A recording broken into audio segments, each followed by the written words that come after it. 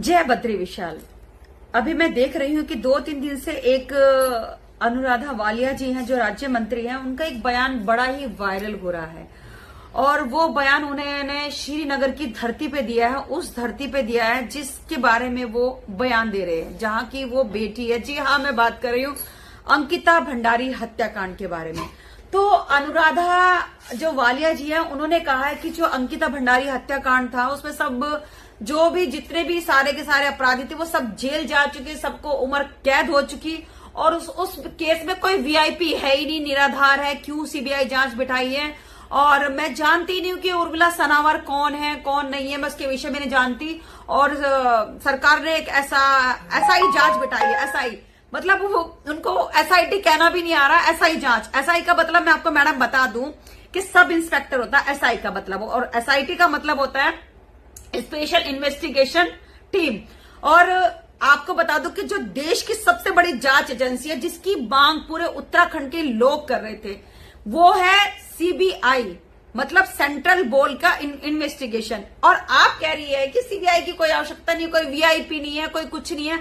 मतलब आप इतने सेंसिटिव केस के ऊपर बयान देने में जरा सी भी नहीं चुक रही है, और आप ऐसा बयान दे रही है कि जैसे आपको जो उस रात का जो वीआईपी था, गट्टू था, जैसे उसने पता नहीं आपको क्या क्या मतलब क्या प्रलोभन दे दिया, या आपके उसके साथ क्या प्रेम प्रसंग रहे। जैसे उसके साथ केला चाची भी उसके बहुत अपनी फेसबुक की दुकान खोल के बैठ जाती है गट्टू को बचाने के लिए, क्योंकि केला चाची का नाम उसमें बुलडोजर चलाने में आ रहा है। और उसने खुद स्वीकार भी किया है कि मैंने बुलडोजर चलाया था। वो खुद एक लाइव जाकर उसने कह रही कि जब जनता कह रही थी कि बुलडोजर चलाओ तो भाई मैंने बुलडोजर चला दिया था। मैं आपसे एक बात कहना चाहती हूँ अनुराधा जी, कि आप ये कह रही हैं कि उसमें कोई वीआईपी नहीं है, उसमें कुछ नहीं है और ये निराधार है, बेकार है। ये आप बोल रहे हैं मैं उर्मिला को नहीं जानती। आप उर्मिला को नहीं जानती। आपको मैं बता दूं कि उर्मिला पहली बात तो कौन है। उर्मिला जीता जागता परमाणु बम है, बम।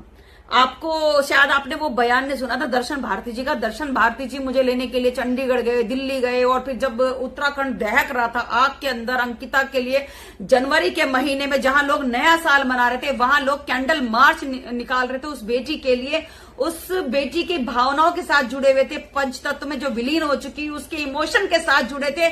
और आप उस धरती पे खड़ी होकर ये कह रही हैं कि कोई वीआईपी नहीं है। जब इस साल का जब नया साल था, किसी उत्तराखंड में वहां पर किसी ने नया साल नहीं मनाया, और आप कह रही है कि उसमें कोई वीआईपी नहीं है, जबकि अंकिता की चैटिंग ये बता रही है कि उसमें कोई वीआईपी है। सीबीआई मान रही है, माननीय मुख्यमंत्री जी ने सीबीआई जांच के इसमें आदेश दिए हैं हमारी ऑडियो वायरल होने के बाद। और आप एक राज्य मंत्री होने के बाद अनगरल क्या बयान दे रही हैं।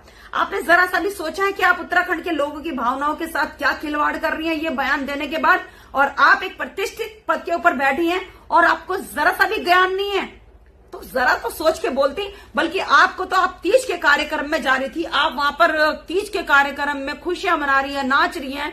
आप धारी देवी की पवित्र धरती पर खड़ी है, आप उस धरती पर खड़ी हैं जहां की अंकिता भंडारी थी। आप उसके माँ बाप के पास जाती, उनके आंसू पूछती, और तब कुछ उनको आश्वासन देती कि मैं जल्द से जल्द जो सीबीआई जांच बैठी है, जो ठंडे बस्ते में पड़ी है, उस जांच को हम तेज करते तो मैं मानती हूँ। और आपने तो सीधा कह दिया कि कोई मतलब उसमें कोई वीआईपी नहीं है, जबकि आपको पता है कि अगर वो वीआईपी नहीं है तो उसको सब जगह से पदमुक्त क्यों कर दिया गया, उसको उत्तराखंड से क्यों भगा दिया गया गट्टू को।